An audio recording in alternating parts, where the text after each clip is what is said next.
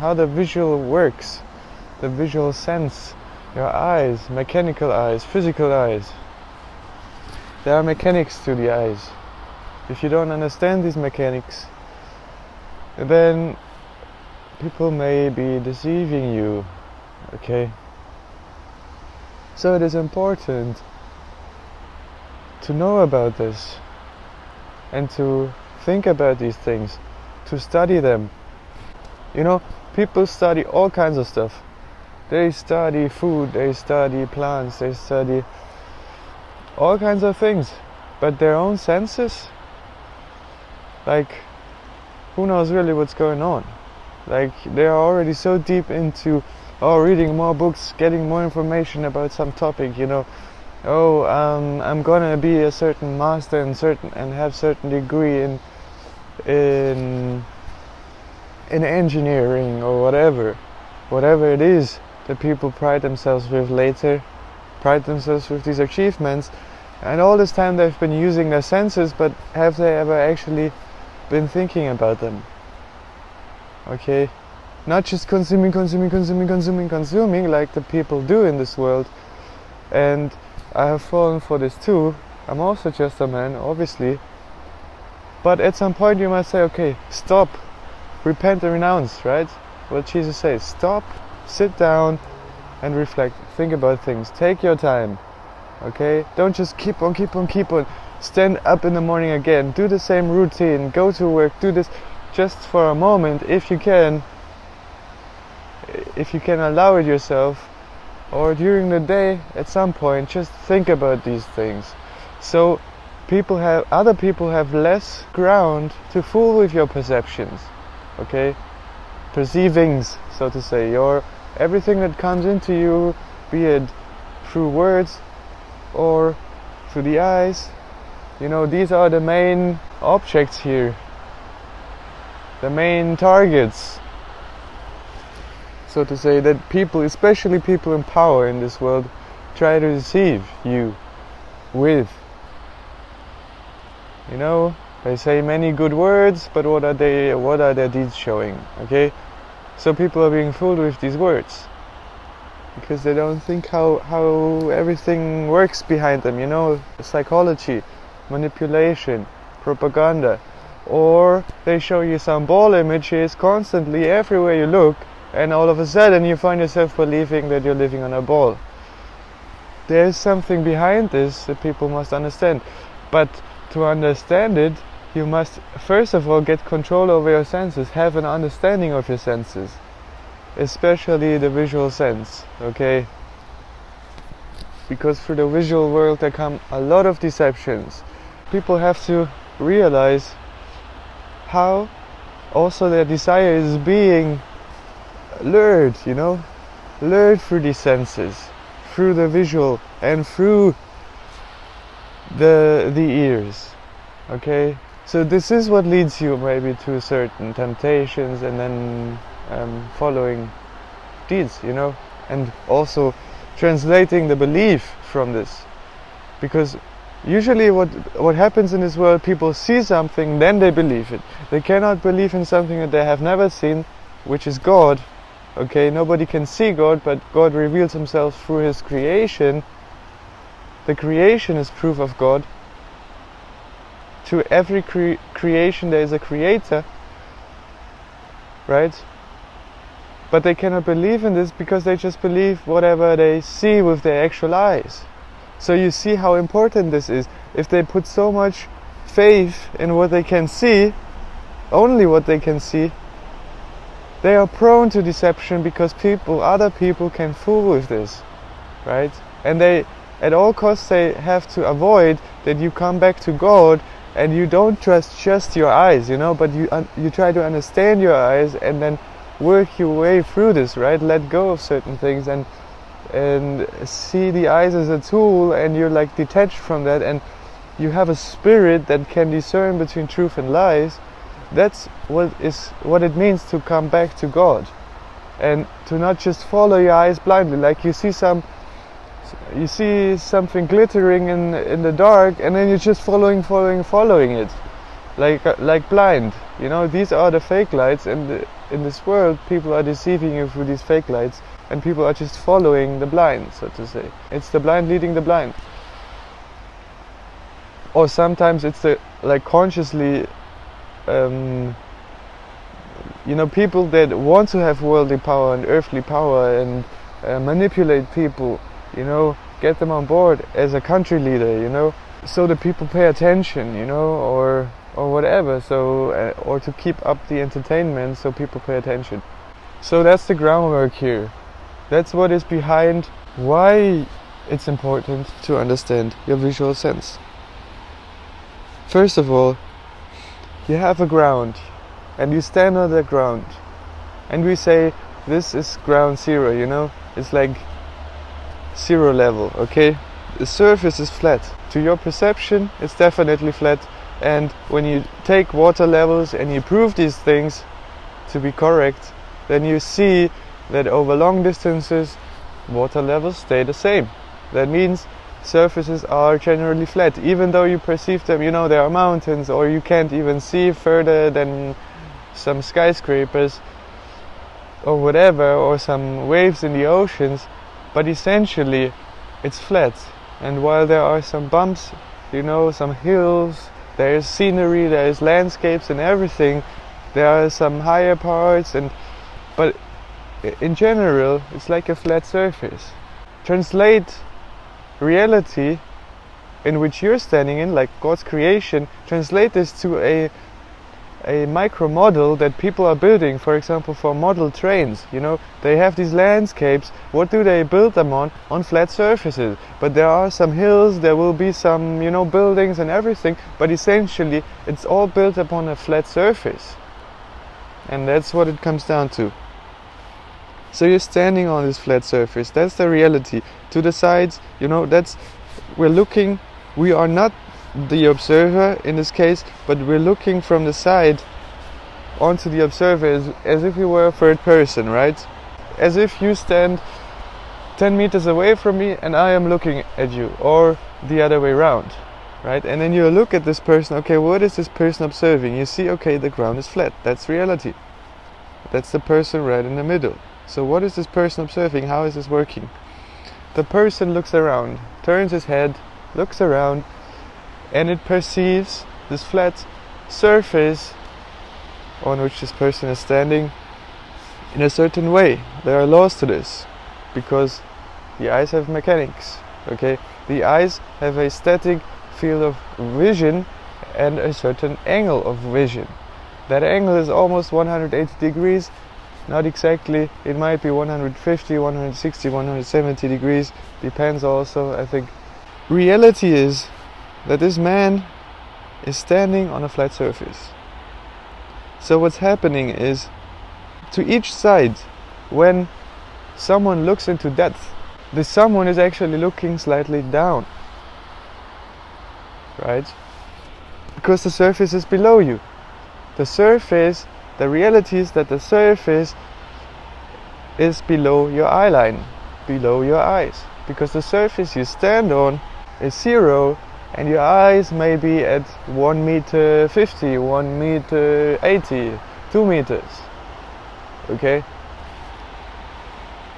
So there is an angle involved.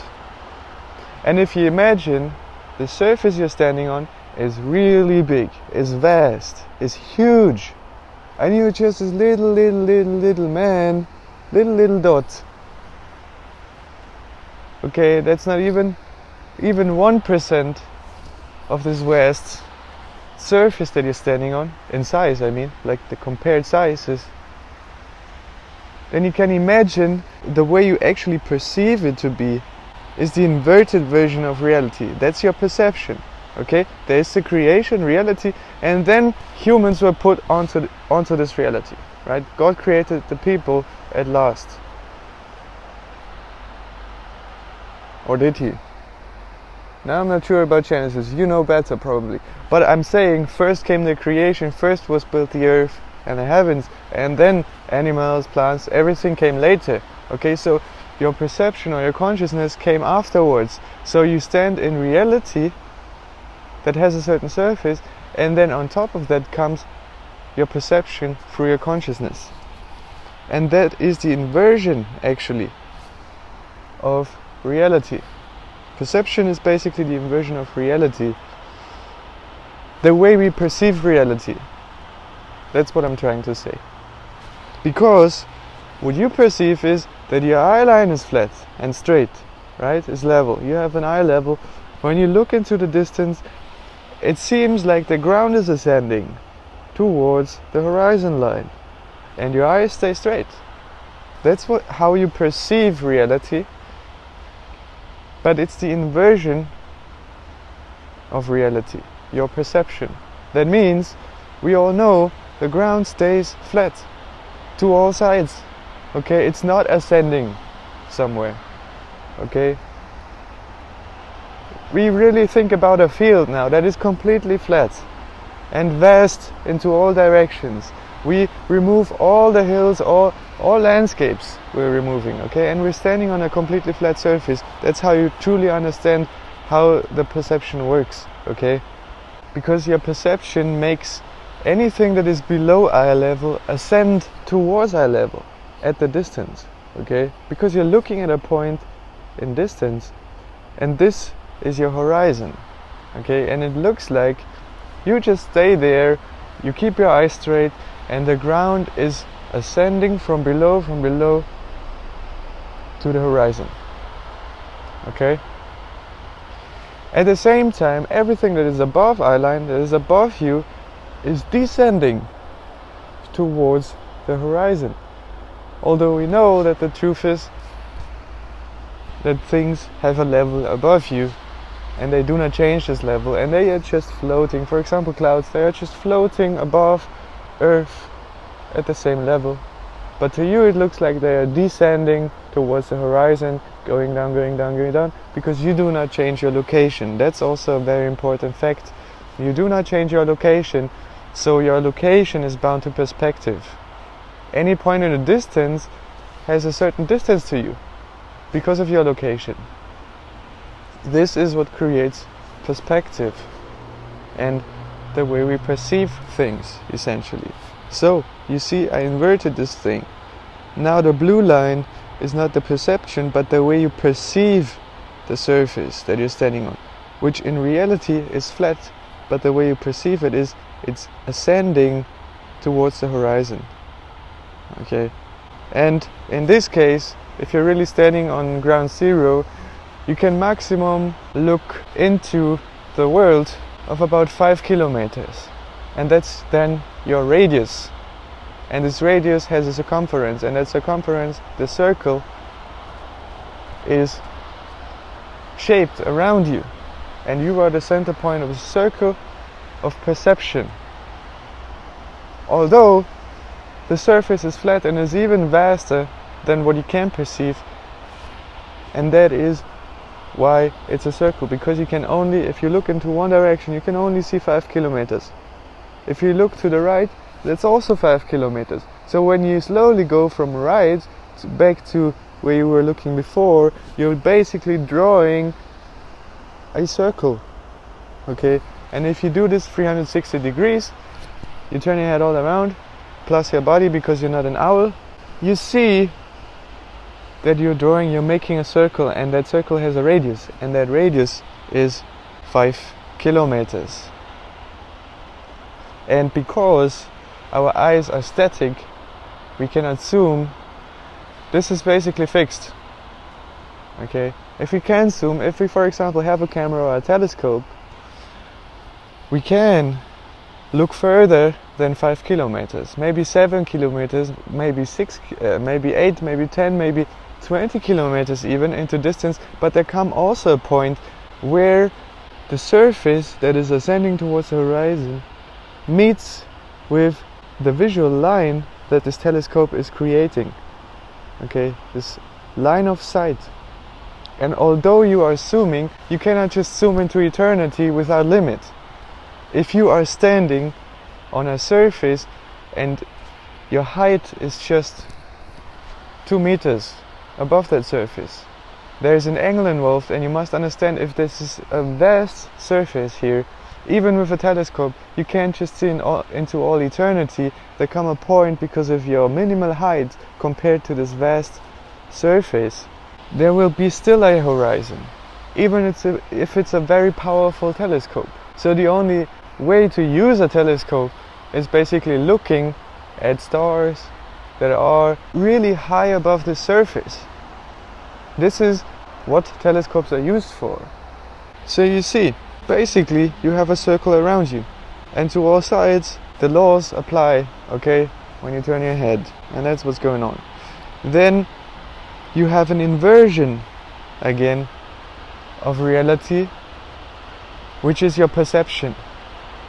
Because in reality the ground is not lifting off, the ground is not ascending, the ground is perfectly staying where it is in reality, but it's the way you perceive the ground that makes it look like it's ascending.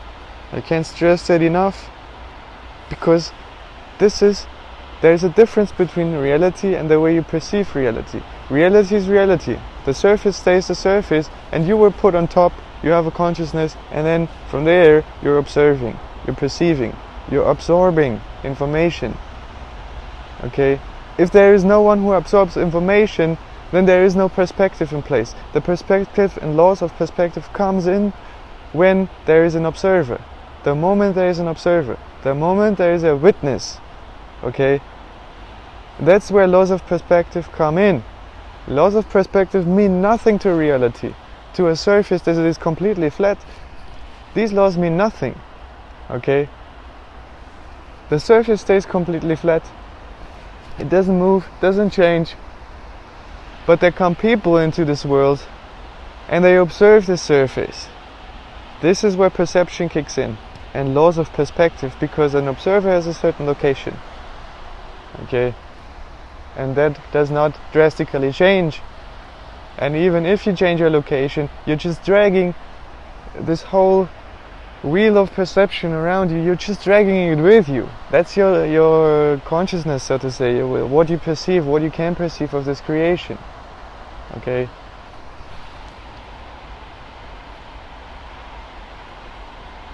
And you see, what was the circle before drawn on the flat surface? In your perception, the circle rises up towards horizon. Everything to the sides is ascending towards that horizon, and you feel like you're inside of a bowl shape, you know, underneath you. Like the surface is forming or shaping this bowl, but it's just the way you perceive it. So what will be interesting now, what is happening beyond that? What is happening beyond the horizon? To get an even better understanding of what's going on. So I put it back. Here we have the graphic of what reality is doing. Reality is the surface stays flat, but there's an observer coming into reality, standing on that surface and looking left and right, and then the blue lines are the eye lines, okay, the line of sight, eye vision.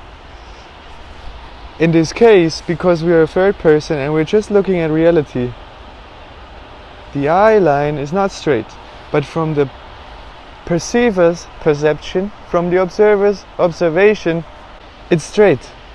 The perceiver perceives this level of eye line, you know, this eyesight has a level to the perceiver of the reality.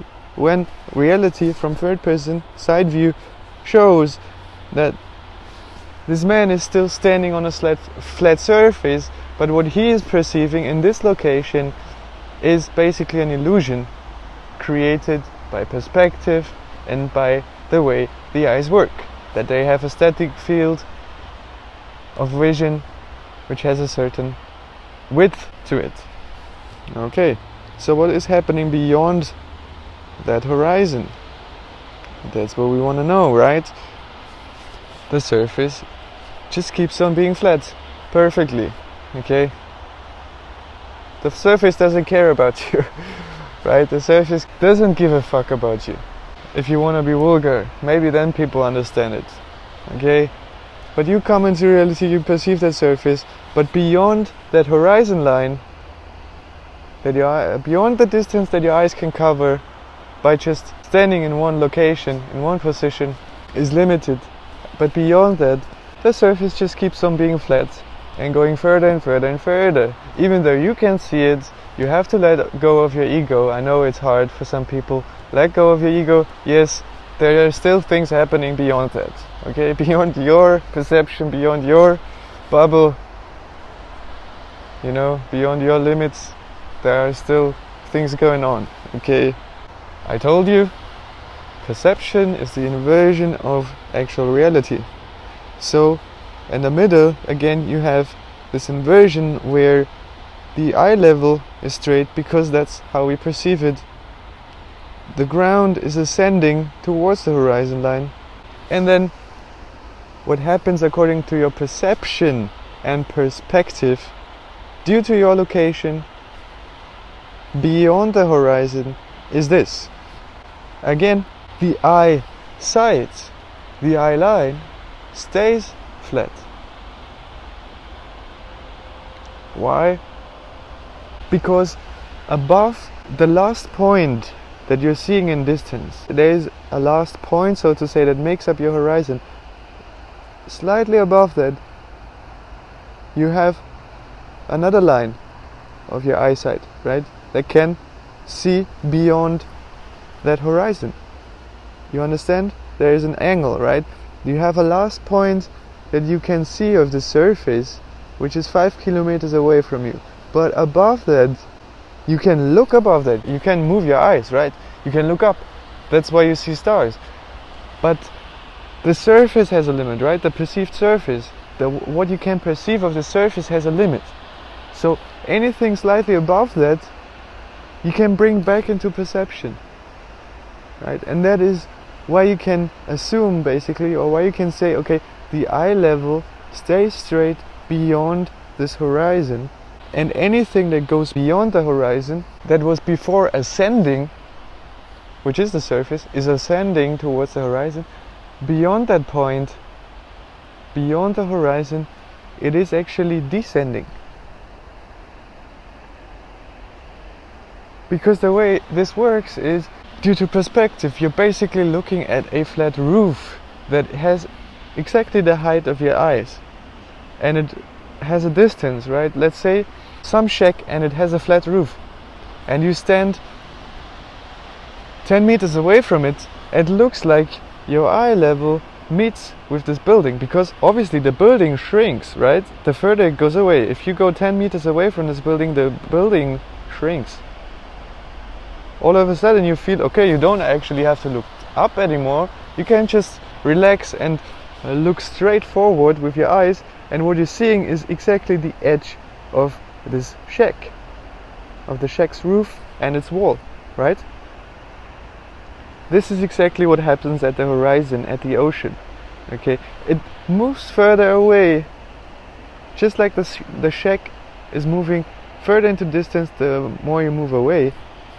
And then the roof stays flat. You know, realities, the roof of this shack is flat. But when you see a bird that is sitting at the edge of this shack, at the roof, and it's moving towards the other side, the side that you can see of this shack, the other wall, right, the back wall of the shack, what is happening?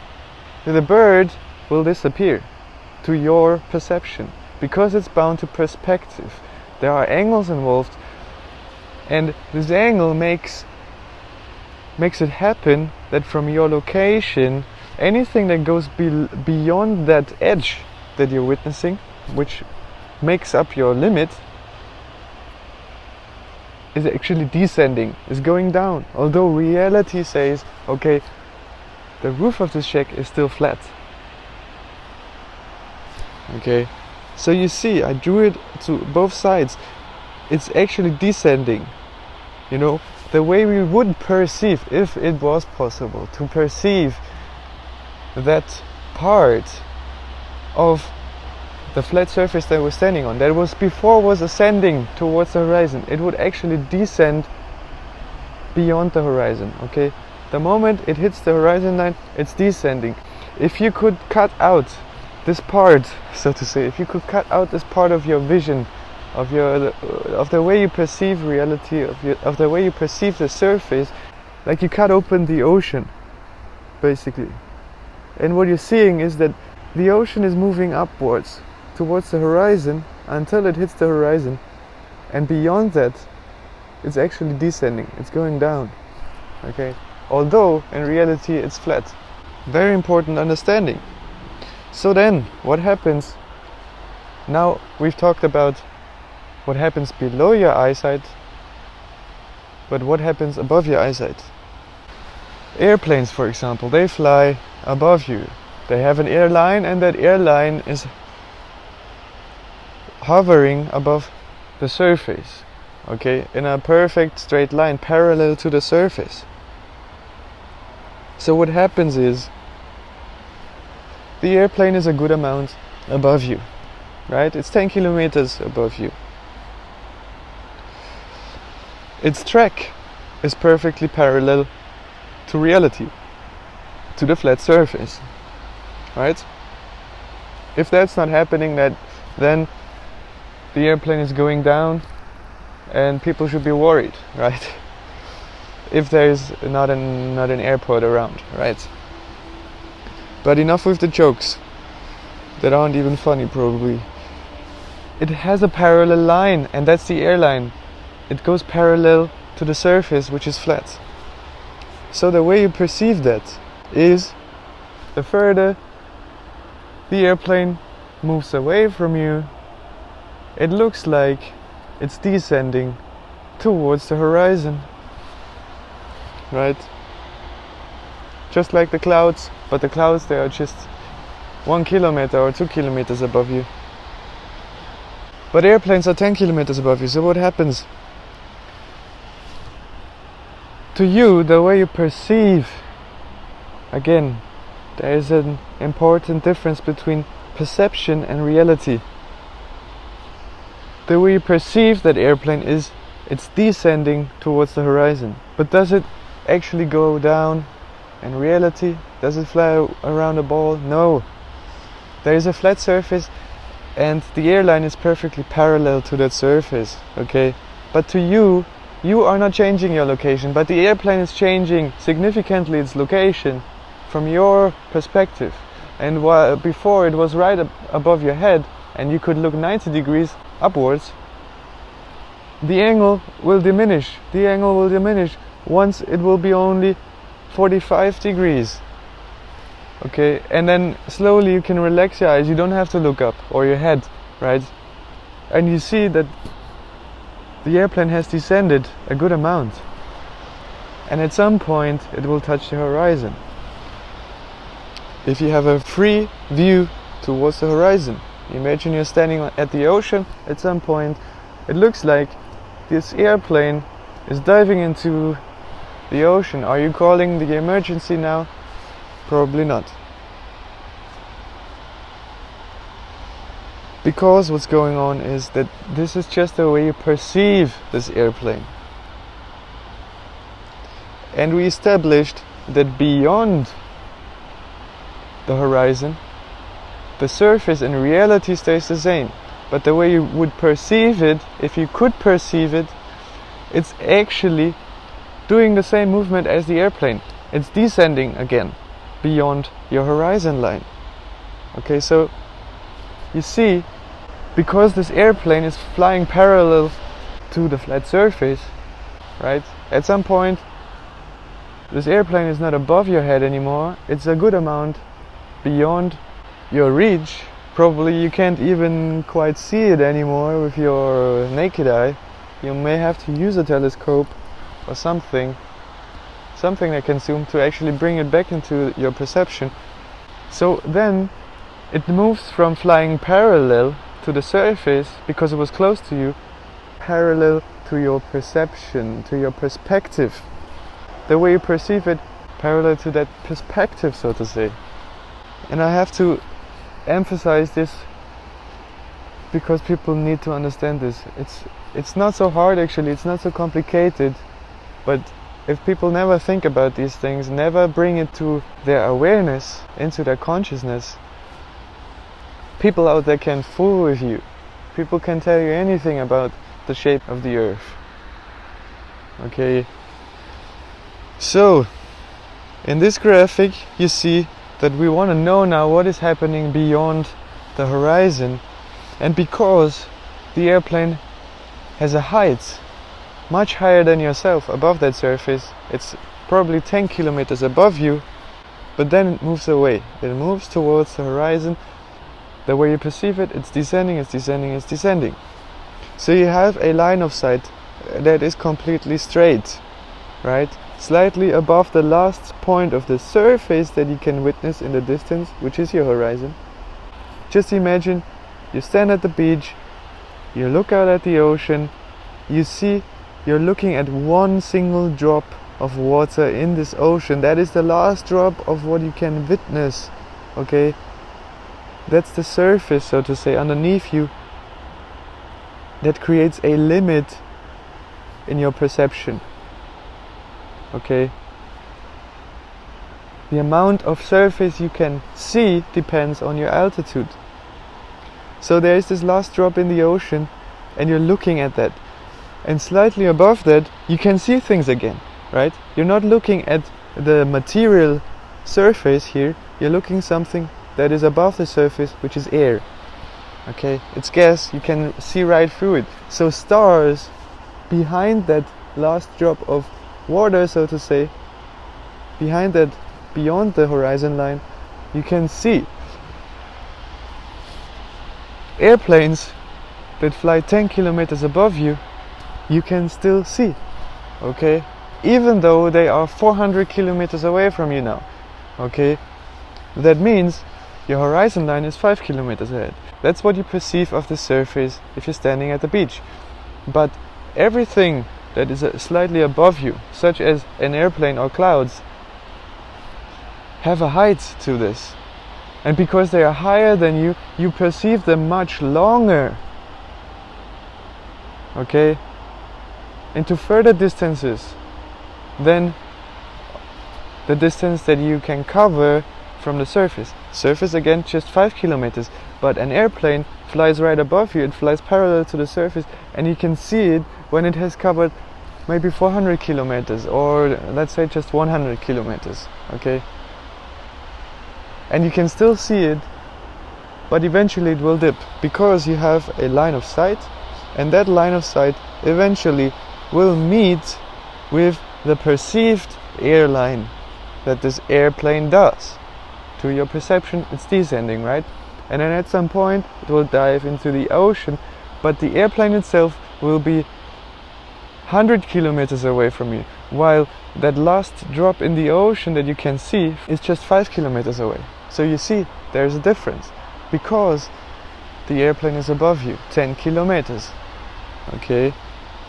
So you can perceive it much longer, and you can translate this concept of the airplane into celestial bodies, such as the sun and the moon. Okay? The sun has a height. It's much higher than airplanes, right? Every kid knows that. It's maybe 6,000 kilometers away. Has an altitude of 6,000 kilometers, or further 7,000 kilometers. Just imagine that. How long you can perceive the sun because of this altitude.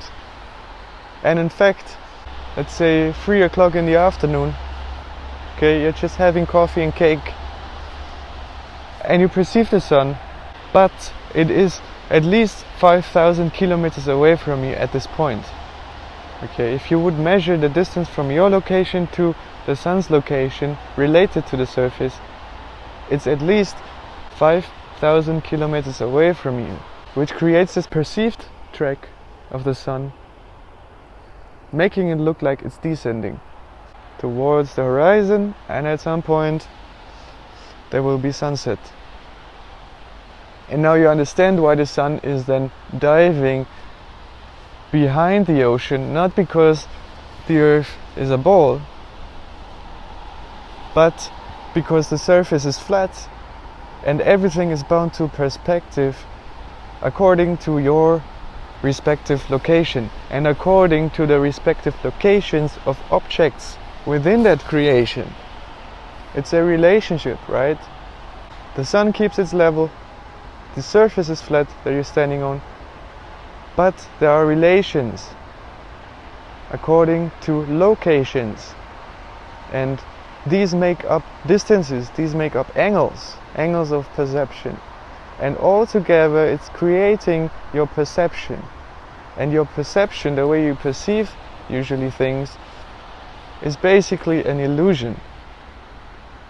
This is my table here, actually, and it's flat. You can see it's just a flat round table, and this symbolizes the flat earth that we're living on, right? Right here. And this symbolizes your circumference of 5 miles ahead from the middle point. Your radius would be 5 miles. Now obviously those dimensions between Earth and your circumference in this example, they don't match. This is way smaller in reality, but to illustrate this, we'll have it here. This is your outlook. Your outlook is actually a cone shape. You can see that from wherever you are. This is your horizon line, right? But your outlook goes like this, right? It doesn't end here. It goes something like this. So to illustrate this, I have this bowl here, and then what I have here is an avocado seed, which symbolizes the sun. And when we go here, that's what the sun is doing, right? It's turning above flat Earth. When you start to see the sunrise, it starts here. Not where you are, it starts here, right?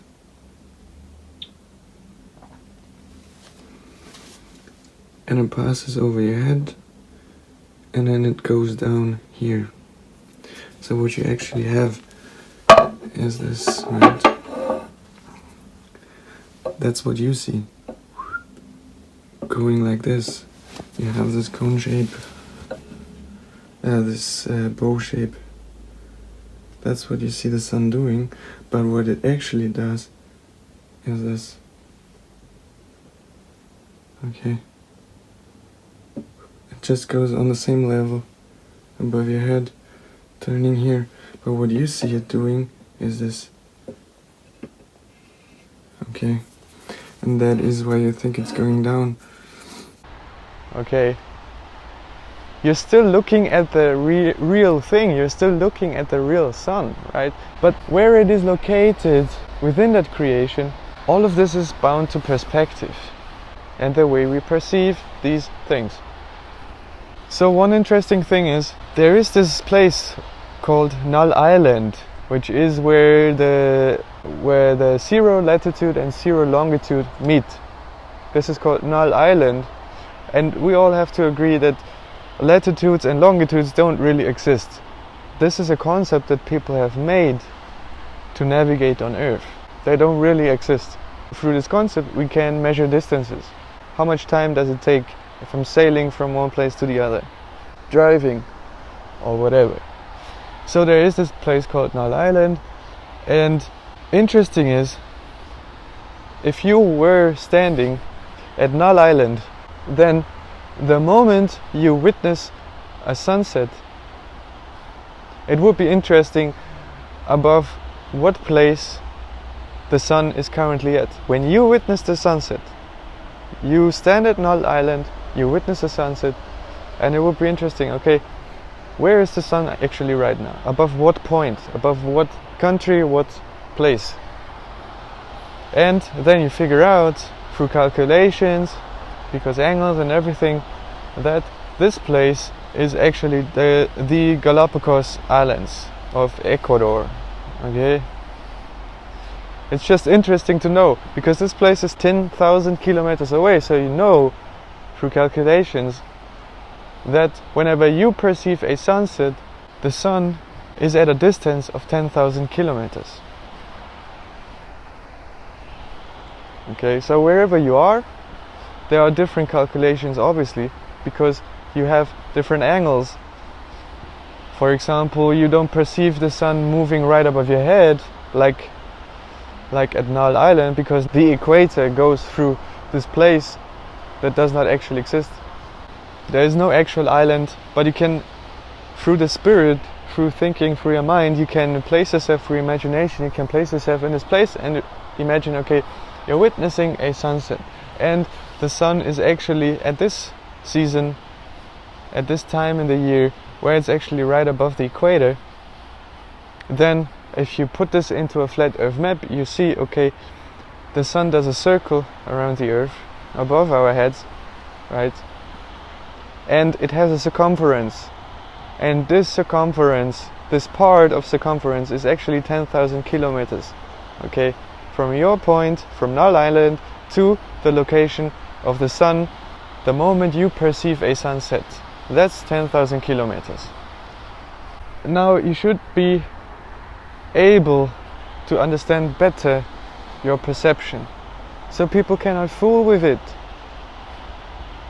fool you with it, fool you with your own perception.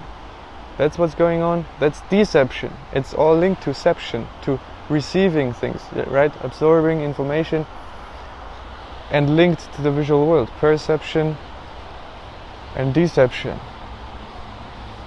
If you are in control, if you are in understanding of your perception, the way your eyes work, the way perspective works, then you are on the track, so to say, you are on the track of not being deceived anymore through your eyes.